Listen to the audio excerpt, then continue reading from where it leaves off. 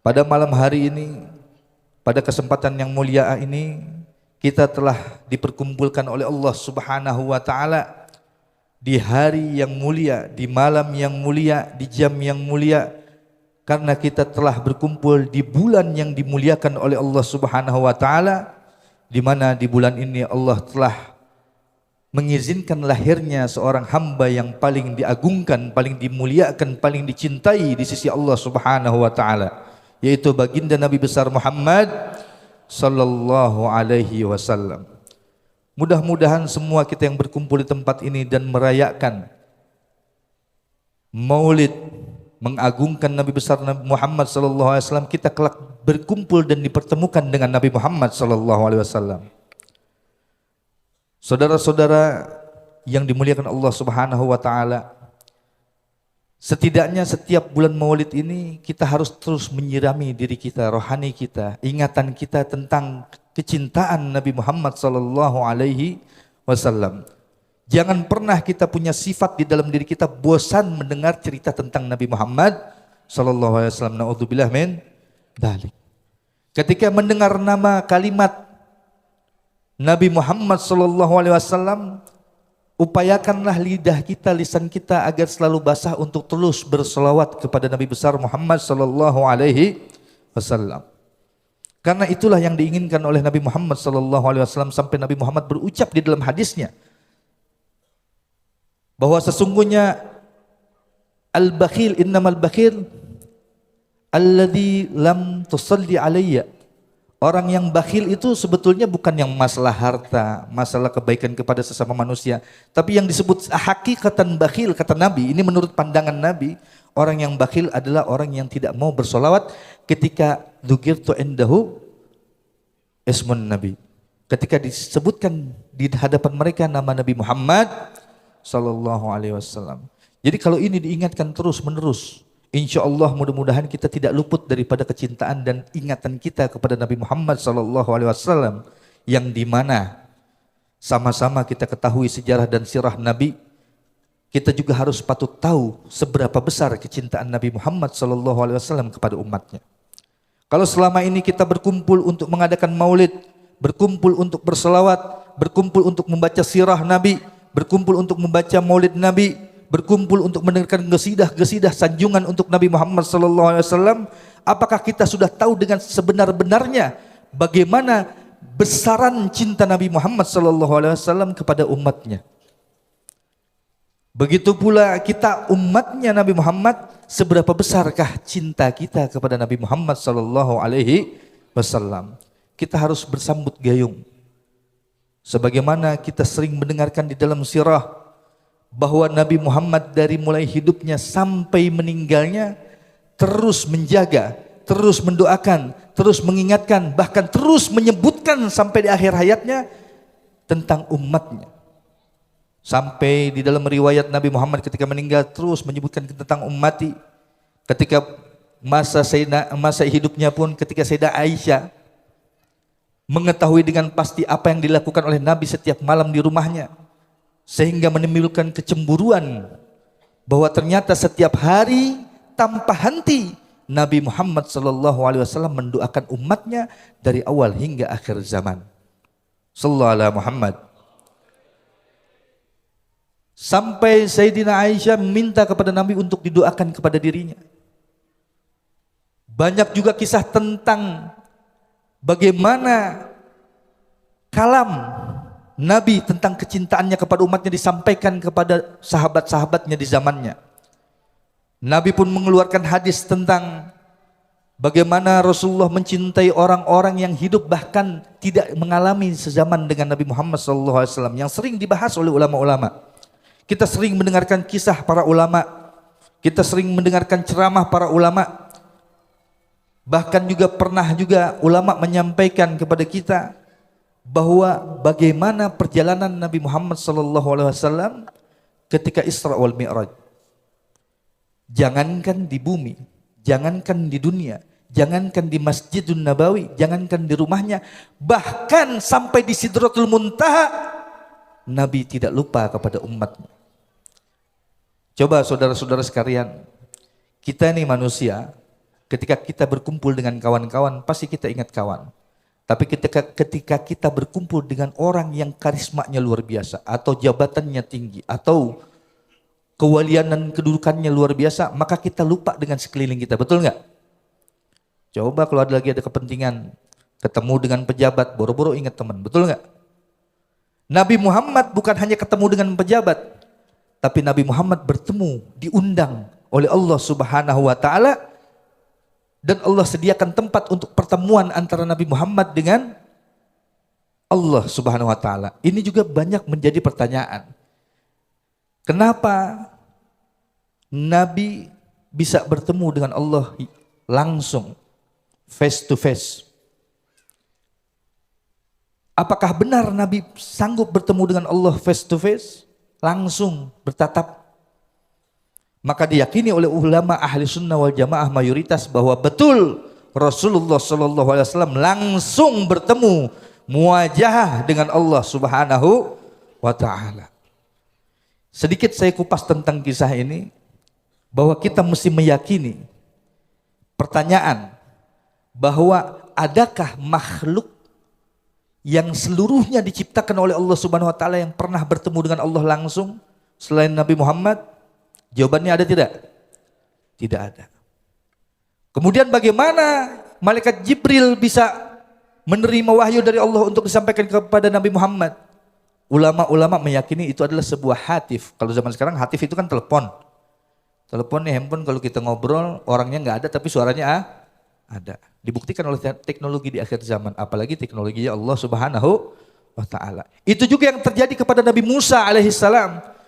Nabi Musa diakui oleh Allah, diakui oleh Nabi Muhammad bahwa Nabi Musa adalah nabi yang paling banyak bercakap dengan Allah.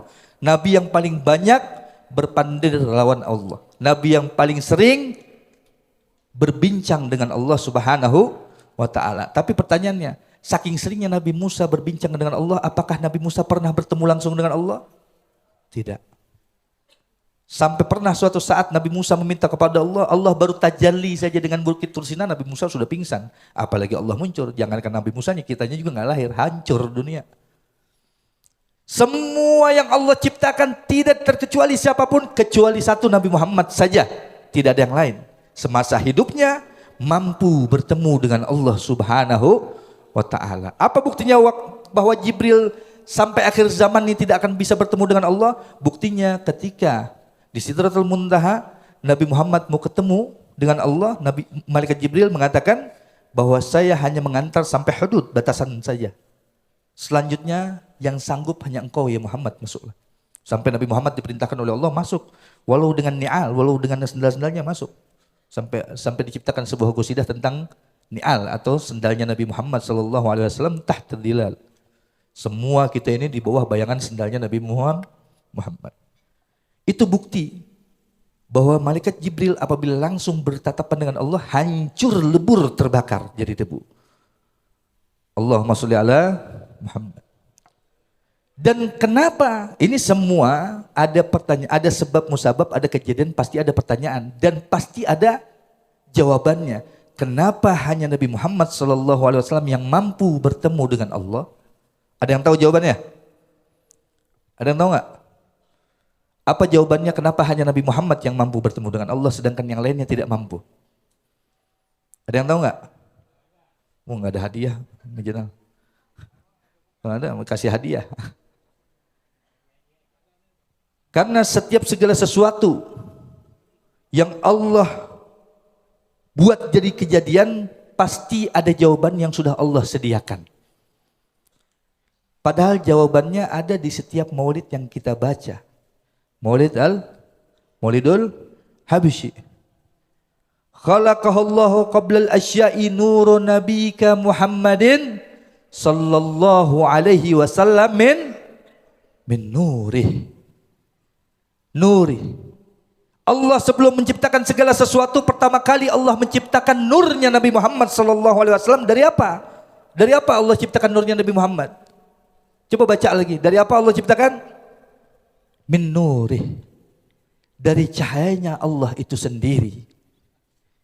Atau bahasa simpelnya, kalau bahasa kita nih potekannya. Kita mau bikin sesuatu, kita ambil potek dari daging kita sendiri. Walaupun Nabi Muhammad sudah disebut sebagai makhluk ciptaan Allah, tapi bahan penciptaannya dari apa? Min nuri. Inilah jawaban kenapa ada konektivitas, nyambung. Kalau bahasa kita nggak loading, nyambung apa? Kabelnya nyambung, karena sama-sama mengandung cahayanya Allah Subhanahu wa ta'ala. Disinilah jawabannya. Kenapa Nabi Muhammad ketika bertemu dengan Allah beda dengan malaikat Jibril, tidak terbakar, tidak hangus. Tapi ketika bertemu dengan Allah, Nabi Muhammad biasa. Nabi Muhammad tunduk, menghamba dengan penuh ketakutan kepada Allah Subhanahu wa taala dan sekaligus kebanggaan kepada Allah Subhanahu wa taala. Tetap apa yang dibawa oleh Nabi Muhammad SAW pertama kali berjumpa dengan Allah. Insya Allah ini sudah sering dibahas, sudah sering disampaikan. Perkataan Nabi Muhammad pertama kali berjumpa dengan Allah adalah At-tahiyatul mubarakatus salawatut tayyibatul lillah. Kita baca setiap hari dalam sholat. Kemudian disambut oleh Allah Subhanahu wa taala apa? Lanjutannya apa?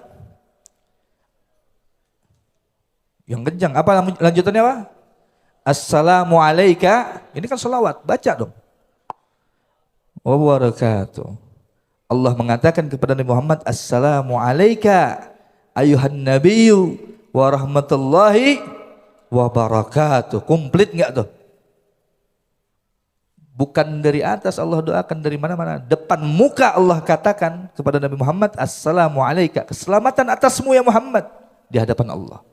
Langsung Allah mengatakan di hadapan Nabi Muhammad, Assalamu alayka ayuhan nabiyyu wa rahmatullah, dan rahmatku itu untukmu. Wa barakatuh, dan keberkahan yang tiada putus, tiada tara, tiada terhingga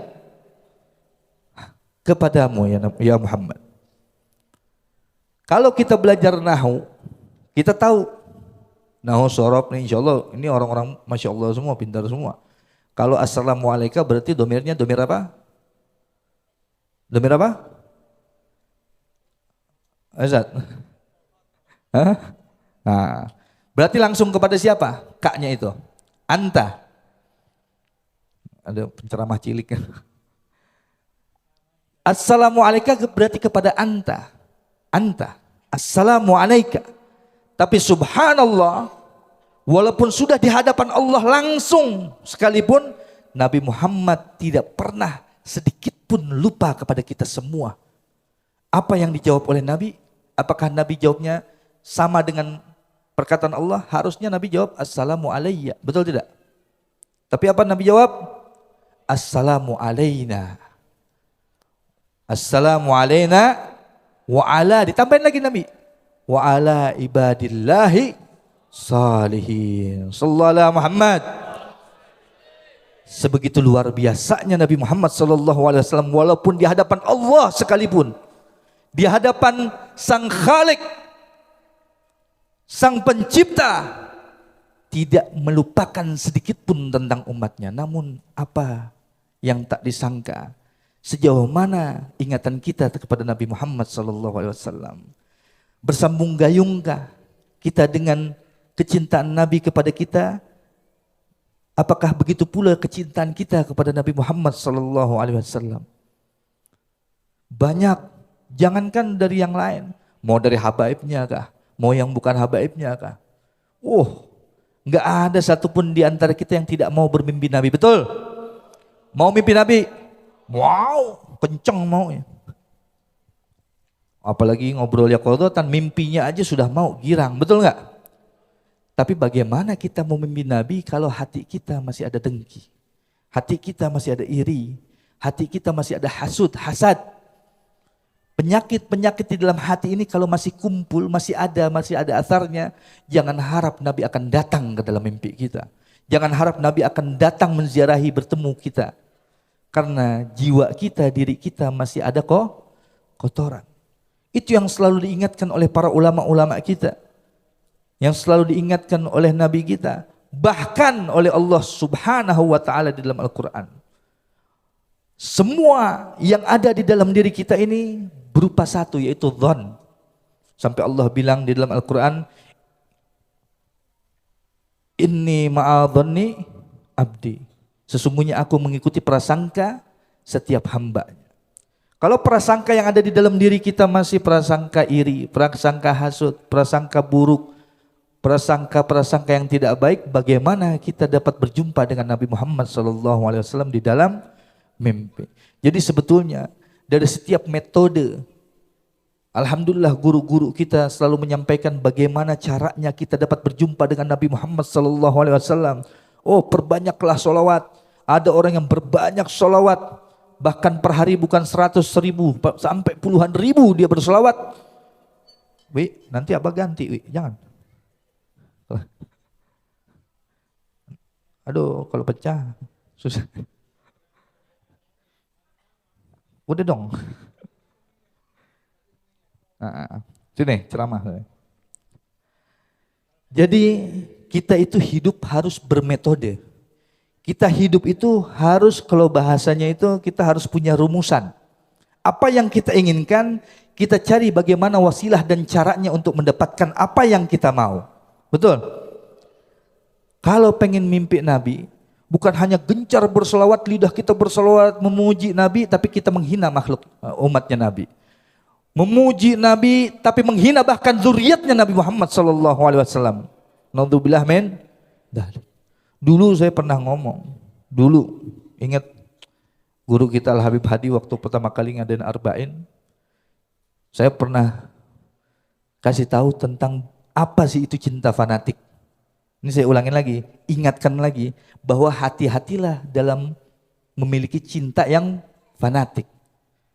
Cinta yang fanatik ini dapat merugikan kita bahkan dunia sampai akhirat.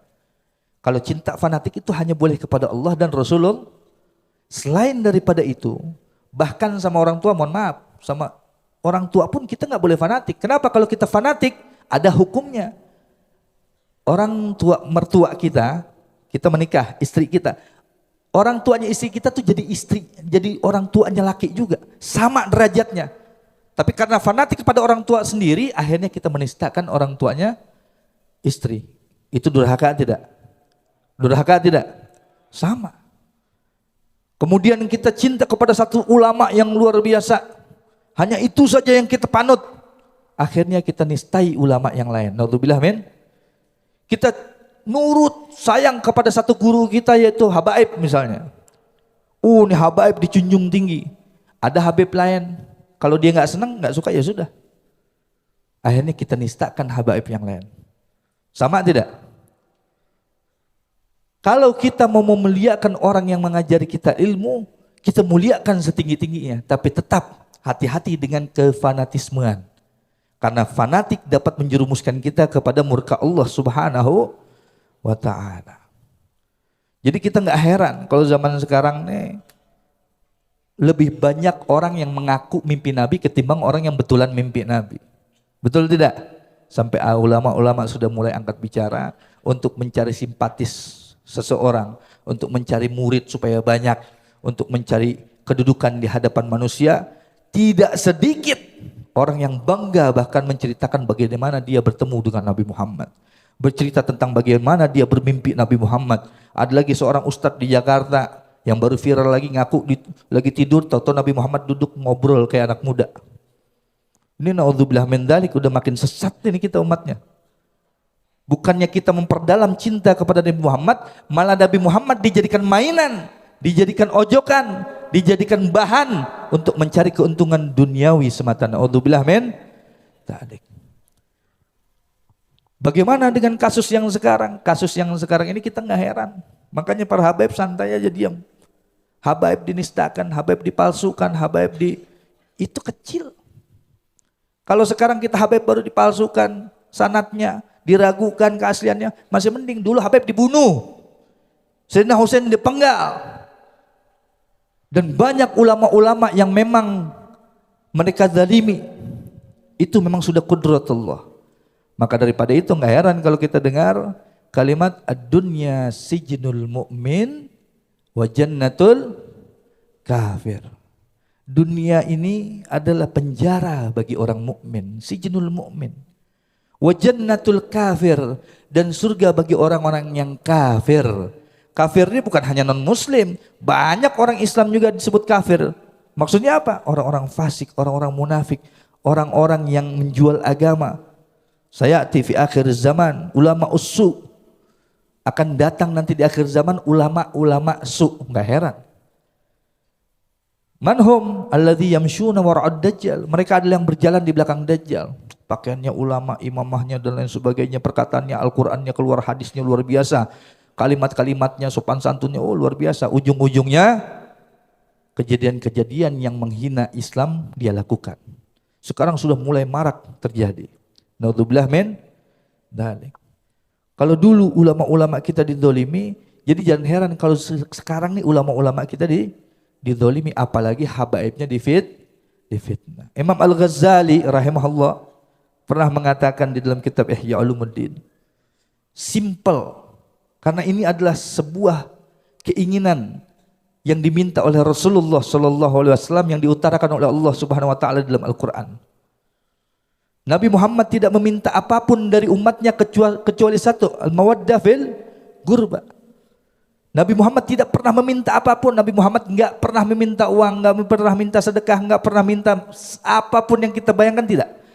Dari semua perjuangan Nabi Muhammad SAW yang sudah diberikan kepada kita, doa-doanya di hadapan Allah, Nabi minta kepada Allah dan lain sebagainya sampai matinya, sampai pernah ditanya oleh Allah Subhanahu Wa Taala, apa sebenarnya yang kau inginkan wahai Muhammad? Nabi Muhammad mengatakan, aku tidak menginginkan apapun kecuali aku menginginkan semua umatku masuk dalam surgamu. Engkau rahmati ya Allah. Sampai Allah katakan dalam Quran, wala sawfa ya'ti rabbuka fatarda.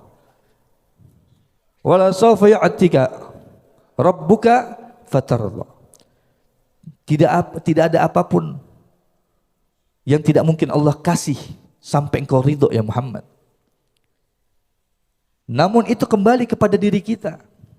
Seberapa besar, kembali lagi ke awal, seberapa besar cinta kita kepada Nabi Muhammad sallallahu alaihi wasallam. Diukurnya di Al-Qur'an, Allah minta Nabi untuk mengatakan, Nabi tidak meminta balasan apapun kecuali mawaddah fil gurbah. Cinta dan kasih sayangnya kepada zuriyahnya Nabi Muhammad sallallahu alaihi wasallam. Kita nggak minta, saya nggak minta, Habib Hadi nggak minta, para Habib nggak minta, tapi itu yang minta Rasulullah Shallallahu Alaihi Wasallam. Dan para Habib nggak minta kita dipanggil Habib, enggak. Tapi itu adalah tuntunan yang Allah arahkan kalau kita mau selamat di dunia, kata Imam Ghazali. Bahasanya itu simple. Kalau kita nih sebuah kertas, kemudian kertas ini kita tiup untuk terkena angin, kayak layangannya terbang. Tapi kalau nggak ada angin dia tidak terbang. Habaib zuriyah Nabi ini diibaratkan balon gas. Ada angin nggak ada angin, namanya ada gasnya, terbang nggak tuh? Terbang. Tempelinlah tuh kertas di balon gas, ngikut aja. Kalau bahasa kita nih, bahasa Banjar apa? Muntangan apa? Beingkutan. Beingkutan aja lawan habaib. Sampai banyak ulama itu yang mentafsirkan nggak usah kau buat apa-apa, tinggal nemplok aja sama habaib, insya Allah selamat. Wah. Tapi insya Allah yang namanya nemplok sama habaib pasti dapat kebagian ilmunya, kebagian berkahnya, kebagian nazrahnya yang paling penting. Sebagaimana yang tadi saya katakan di awal, ini adalah berkah yang paling luar biasa yang diterima oleh umatnya Nabi Muhammad dan tidak pernah diterima oleh umat manapun kecuali oleh umatnya Nabi Muhammad saja. Apa itu berkah yang paling besar, rahmat yang paling agung yang pernah diterima oleh umatnya Nabi Muhammad dan tidak diterima oleh umat lainnya, yaitu kasus ketika perjumpaan Nabi Muhammad dengan Allah. Di situ banyak orang mengira adalah hadiah terbesar dari Allah adalah sholat. Betul nggak? Ini kan yang sering disampaikan. Betul. Hadiahnya sholat. Namanya hadiah itu pasti yang girang diterimanya. Dapat hadiah mobil, wah girang nggak? Dapat hadiah motor, girang nggak? Senang nggak? Dapat hadiah uang 1 miliar, wah langsung muda lagi abah. Betul? Nah, tapi kalau dapat hadiah apa? Nyapu di kebun, itu hadiah bukan? Hah? Dapat hadiah ngepelin lantai, itu hadiah bukan? Jadi jangan diputar-putar logikanya, jangan diputar-putar pemahamannya, sehingga akhirnya banyak umat Nabi Muhammad yang salah paham sehingga menganggap sholat nggak sholat masuk surga, itu salah. Karena hadiah mau terima boleh, mau enggak boleh. Yang penting Nabi Muhammad udah dijamin semua umatnya masuk surga. Naudzubillah min dzalik. Akhirnya banyak orang-orang umat Nabi Muhammad ini yang menyepelekan sholat itu bukan hadiah, saudara-saudara sekalian. Hati-hati, jangan salah tafsir. Sholat bukan hadiah. Sholat adalah konsekuensi kewajiban yang Allah berikan kepada umatnya Nabi Muhammad sallallahu alaihi wasallam. Kamu kerjakan, itu kewajibanmu. Kamu tidak kerjakan, ya neraka jahanam. Lah terus surganya dari mana? Surga sudah Allah jelaskan di dalam Al-Quran. Sesungguhnya surga itu dari rahmatnya Allah. Bukan dari sholat, bukan dari zakat, bukan dari puasa. Hati-hati kalau kita ngedidik anak, nak sholat biar masuk surga. Salah nggak? Salah nggak? Salah. Kalau kita ngedidik anak kita untuk sholat, nak biar masuk surga, itu perkataan yang salah. Itu harus dirubah mulai sekarang. Kalau bilang nak sholat, kalau nggak sholat masuk neraka, itu masih betul. Betul kalau nggak sholat masuk neraka.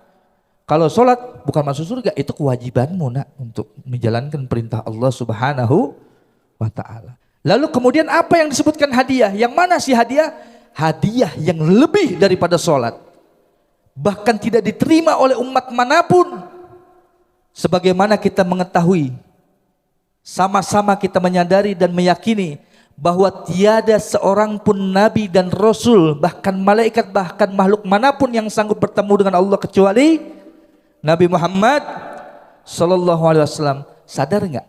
Berarti kalau nabi bertemu nabi bertemu Allah, berarti matanya nabi memandang Allah tidak? Bola matanya nabi ini memandang Allah Subhanahu wa ta'ala. Disitulah Nabi Musa kah ya, misalnya yang memerintahkan bolak-balik ya. Nabi Musa ini memerintahkan bolak-balik sebetulnya bukan karena umatnya nggak sanggup. Sekarang logika, kita bicara dan kita bicara fakta supaya mata kita melek. Ya, ada nggak ketika Nabi Muhammad diperintahkan oleh Allah Subhanahu Wa Taala umatnya untuk sholat 50 waktu, kemudian turun kepada Nabi Musa bilang, wah nggak bakal sanggup umatku aja nggak sanggup, betul kan? Begitu kan ceritanya kan, betul nggak?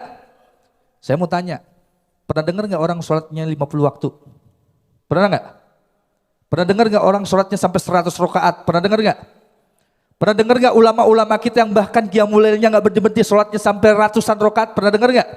Saya mau tanya, artinya sanggup nggak? Ada yang bisa nggak berarti? Ada yang sanggup kan? Bukan itu alasannya berarti. Kata siapa nggak sanggup? Banyak ulama-ulama kita yang sholatnya bahkan ratusan rakaat, bahkan dari yang meriwayat sampai ada yang ribuan rakaat, betul? Berarti bukan karena umat Nabi Muhammad nggak sanggup 50 rakaat, bukan. Karena detik itu yang paling seger ngelihat nurnya Allah Subhanahu wa taala di bola matanya Nabi adalah Nabi Musa. Wah, ini dari dulu saya mau minta ketemu Allah, cuman ngomong doang, bepander aja kada kawa bertemu. Betul? Sampai sekali mau bertemu Bukit Tursina meledak nggak sanggup juga. Sekarang ana lihat nih cahayanya Allah ada di bola matanya Nabi. Entar dulu Muhammad, jangan kemana-mana. Kenapa? Nggak sanggup umatmu itu sholat 50 waktu. Diajakin ngobrol biar lama untuk menikmati nurnya Allah Subhanahu wa ta'ala. Balik Nabi Muhammad minta dispensasi untuk mengurangi. Diberi sama Allah, itu skenario juga sudah Allah yang atur. Karena Allah kesian sama Nabi Musa waktu itu minta ngelihat, tapi Allah tidak sanggupi Nabi Musa untuk melihat bertemu dengan Allah, sehingga Allah kasih perantara melalui Nabi Muhammad sallallahu alaihi wasallam. Nah, ini yang kita sadari. Sampai berkali-kali Nabi Musa, jangan sampai Nabi Muhammad pergi, turun duluan berapa. Nabi Musa terus nikmati nurnya Allah yang ada di dalam bola matanya Nabi Muhammad sallallahu alaihi wasallam. Itulah yang dibawa turun dari arsy-Nya Allah sampai ke bumi kita, dan saling mulailah musalsal, berpandang-pandangan antara bola matanya Nabi dengan bola matanya para sahabat. Terutama antara bola matanya Nabi dengan bola matanya Sayyidah Khadijah.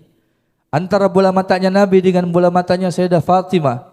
Antara bola matanya Nabi dengan bola mata Sayyidina Hasan wal Husain, Sayyidina Ali, Sayyidina Abu Bakar, Umar, Uthman. Sampai otomatis semua kita nih sekarang kalau kita ngobrol saling tatap mata enggak? Tatap mata. Sampai semua umatnya Nabi kedapatan berkah dan rahmatnya yang dibawa oleh Nabi Muhammad sallallahu alaihi wasallam, yaitu nurnya Allah Subhanahu wa taala. Maka ini dijaga.